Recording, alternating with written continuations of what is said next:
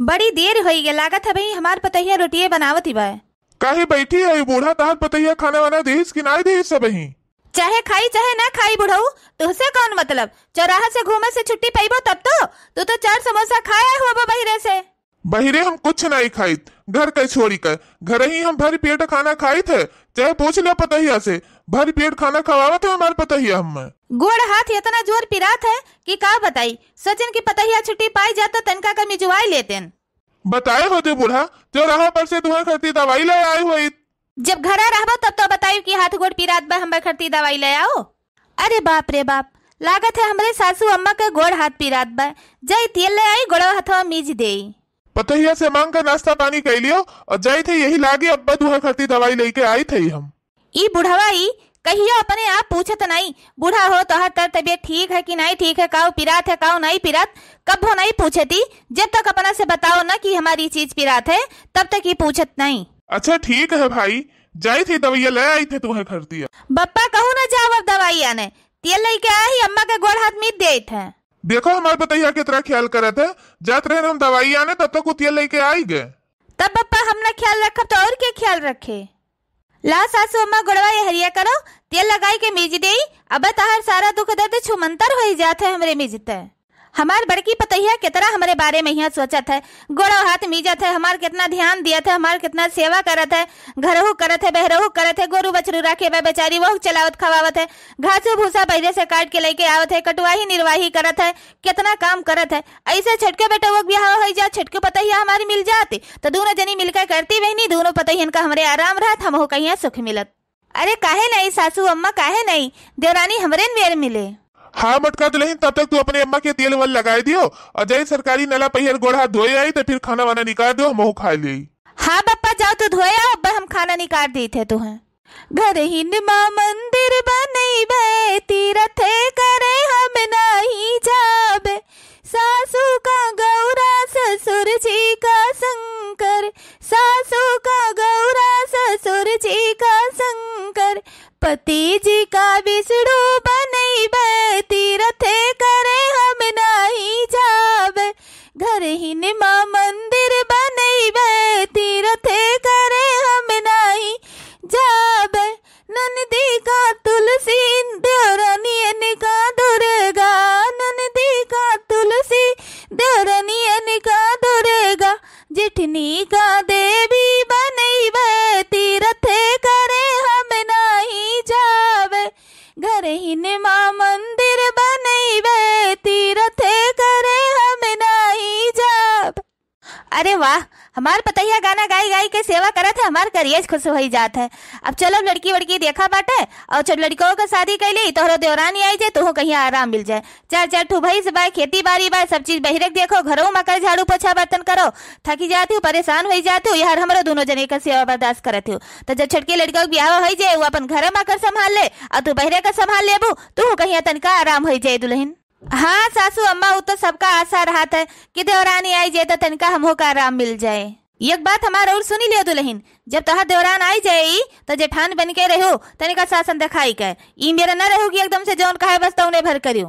का अभिन से समझाए दिए थी अम्मा, आई जाए तोहर देवरान 1-2 रोज बीती जाए तो काम धंधा करवावे लागू, इना कहू कि दौरान बनाई के उन्हें बैठाए रही, अपने मेयर मैया उन्हें साचा मैया ढारी लिहू, जैसे काम धंधा करवाइबू ऐसे करे लगी हैं। जेठान हो तो जेठान बन के रहू, अपन वहदा दिखायू, नहीं तो फिर मुड़े चढ़ के बैठ जाई है, को तिरिन उस कहीं है नहीं हुए।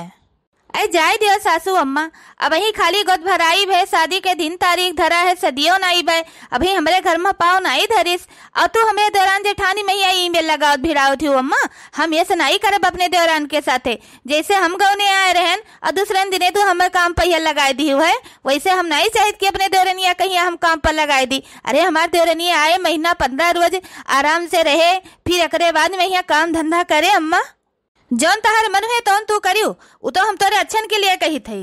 अरे सासू अम्मा तू अगर टेंशन न लियो, धीरे धीरे तो उन्हें अपने मेर मैया तो हम बना ही लियब हम। अरे हम नहीं चाहिए तम्मा हो कि दूसरे दिने आवे खाना पीना वे बनावे लागे, जैसे तू हमसे बनवावत रहू, जैसे हम आए है जुटे तू रिटायरमेंट ले ले है रेहू, सारा काम हम हिस करवावे लाग रहे हो, घर से बहरे तक कुल करत धरत रहन हम। तुहे हम नहीं चाहत कि हमार देवरनिया आवे तो वैसे करे। अरे हम बाटन हमार देवरनिया महीना 15 रोज आराम कैले, फिर एकरे बाद में ही धीरे धीरे सारा काम वका करे हम सिखाए दिए मम्मा। वका हम देवरान नहीं मानी तो वका हम अपन छोट बहिन मानी के राखब। ला पतहिया गोड़ हाथ धोई के आए गेन खनवा दियो खा ली। हाँ बप्पा चलो निकाल दे, खा लियो खनवा। चलो बुढ़ा तू खा लियो खनवा। बड़की पतहिया हमार बहुत सीधी बा, इतना समझाई थे कुछ समझबे नहीं करत। ले जाए तियल घर में धई दी, देखो भला यही छोड़ के चली गई। अरे बड़की जीजी आपन देवरानी बहुत जल्दी ले आयु। अरे का करी बहनी, कहन ब्याह गोन कही दी हमहू छुट्टी पाई। अरे देवर राजा कम से कम परछनिया तो हो जाए दे होते हो, पर्च लेतन फिर अपन मौरा उरा निकाल के धरते हो, ओकरे पहले में निकाल के धई दी हो। आजकल का लड़के कहाँ मौरा उरा लगावत है बड़की जीजी। बत कहिए करबू सब जनी खड़ी होई का कि परछनियो करेबू मटका। परछिलिया हो दुल्हन धीरे धीरे, परछिलिया हो दुल्हन धीरे धीरे, परछन चली है सासू सुहागिनी, परछन चली है सासू सुहागिनी, डोलावती है सुपवा धीरे धीरे, परछिलिया हो दुल्हन धीरे धीरे, परछन चली है जेठनी सुहागिन, डोलावती है लोटवा धीरे धीरे, परछिलिया हो दुल्हन धीरे धीरे। चल बड़की दुल्हनिया अपने देवरान का ले जाई के घर में बैठाओ और सबका भलाई के दिखाई उखाई करा दिन जाए। अब आई जाई बड़की जीजी, हमहू कुछ नहीं चार ले आई, फिर दुल्हन के मुँह देखी। चलो देवरान रानी घरम चलो। अब चलो बहनी उनके सब जनी घरम चली गई। अब हम छुट्टी पाई गए अपने दोनों बेटों के बियाह कही के। लेकिन हाँ बहनी बड़की पतहिया बहुत हमारे सीधी साधी भोली भाली बा, यका बहुत हमें सिखावे भरोग पड़े, काहे से आपका पतहिया आवती बहुत सीखे पढ़े पास रहा थी। बड़की पतहिया, ए बड़की पतहिया, लियो सासू अम्मा हम चाय बनाई के लेके आउते रहन। छोटकी दुल्हनिया से चाय वाय बनवावा करो, कुछ काम धंधा में लगाए दियो, जेठान बन के रहो, कुछ अपन बड़ी का वहदा दिखाओ, नहीं बाद में यहाँ बहुत पछताबू। ऐ जाए दिया सासू अम्मा, जब देखो तब तो हरदम यह कहा तू कि वह से काम धंधा करवाओ, काम धंधा करवाओ। अरे वह से काम धंधा करवाई, अभी कल ही तो आए है, अम्मा भी ओकरे हाथे में मेहदी नहीं छूट है, काम धंधा वो करे 10-15 दिन आराम कर ले दो। अरे हम जेठानी हन तो हम जेठानीन बन के रहा, वो देवरान ही तो देवरानीन बन के रही है, काम धंधा तो जिंदगी भर करे है अम्मा, तनका आराम कर ले दो, नई नवेली बाटी है वही। हम कुछ नहीं जानी मटका दुल्हन, मैंने जी तू ही कहिया करे अपने देवरानी कहिया, हमें तो बैठे बैठे खाली चाय पानी खाना पीना मिलक चाहिए और हम कुछ नहीं जानी। काम धंधा करवाए राबू तो तू ही कहिया आराम रहे, नहीं बाद में ही आई तू ही आई के काबू की अम्मा ऐसे अम्मा वैसे, तो तू जाने तो हर काम जाने।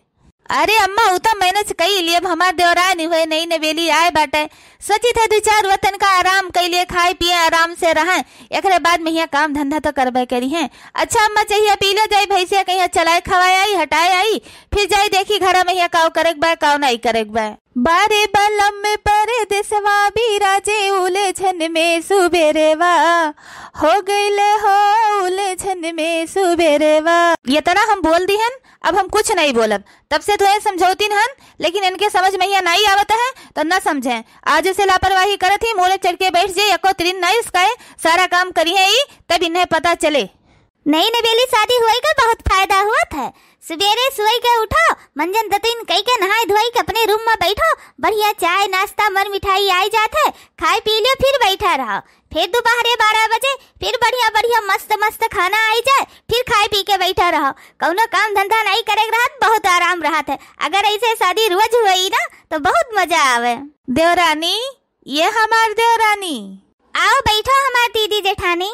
हाँ हमार जेठानी दीदी, खाना तो हम अगरते रहन, बहुत जोर हमरे भूख लाग रहा कि आज हमार जेठानी दीदी खाना नहीं लेके आई, का करी। ये बात ही है ना जेठानी कि काम धंधा तो कुछ करबे करी, करे धरक तो हमारे मने कहा था, लेकिन सोची थे कि घर के बहरे निकल के कोनो काम धंधा करी, तब हमार जेठानी कहिए कि देखो देवरनिया हमारे बहरे निकले लाग, सासू अम्मा भी कही है, यही मारा हम नहीं बहरवानी करी दीदी।